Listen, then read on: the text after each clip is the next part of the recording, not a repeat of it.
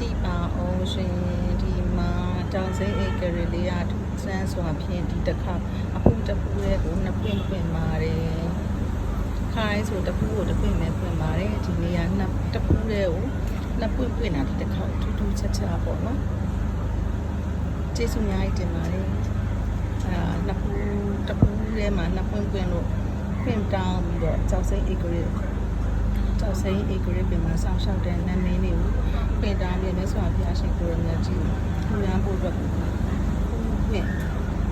ပါဆိုပြီးပင်တားမျိုးကိုပြီးတော့ကိုများစွာဖျားရှင်ကိုရမြတ်ကြီးကိုစက္ကန့်လူတိုင်းမှာမယ်တွေ့လာအခုတပူးတဲ့မှာနှစ်ပွင့်ပွင့်တာနောက်ထပ်လည်းအထဲမှာဒီအများကြီးရှိသေးတယ်ဒီအများကြီးရှိသေးတယ်ဒီဘောကစေဒီကမောသူကလည်းတအားပွင့်တစ်ခွာလို့ပွင့်အများကြီးပဲဒီအောက်မှာလည်းကြောက်စိမ်းနေရခွဲအောင်စိုက်ထားတာအများကြီးပဲဟိုလေးအိုးလောက်ရှိတယ်ခုဒါလေးကိုပြားတင်ပါမယ်ပြားကတ်လို့ပါမယ်ကြောက်စိမ်းဧကရီမှာဆောက်ရှောက်သွားနာမည်များကြောက်စိမ်းဧကရီမှာဆောက်ရှောက်သွားနာမည်များနာမည်နဲ့သမီးများအဆောက်ရှောက်နာမည်များအေးဆောက်ရှောက်သွားဆောက်ရှောက်နာမည်များလည်းကုသိုလ်ကြီးများစွာရရှိပြီးတော့ဘုံဝိမာန်နဲ့အစိမ်နဲ့မြင်မှာပါစေနတ်စည်းစိမ်လေးလည်းတိုးပါစေ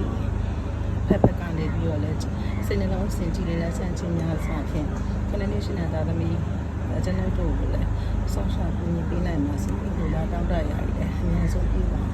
ဖြည့်စွမ်းပေးနိုင်ကြပါစေကျေးဇူးတင်ပါတယ်ကျေးဇူးတင်ပါတယ်ကျေးဇူးတင်ပါတယ်လူရန်ဝင်ပြီးတဲ့အတွက်လည်းကျေးဇူးတင်ပါတယ်ခုဝင်ပြီးတဲ့အတွက်လည်းကျေးဇူးတင်ပါတယ်လူရန်ဝင်ရလို့ဝမ်းမြောက်ရတာဆိုကျေးဇူးတင်ပါတယ်နောက်လည်းအများကြီးပွင့်ပြီးပါအကောင်းဆုံးရှင်သန်ပြီးလှပစွာရှင်သန်ပြီးတဲ့အတွက်လည်း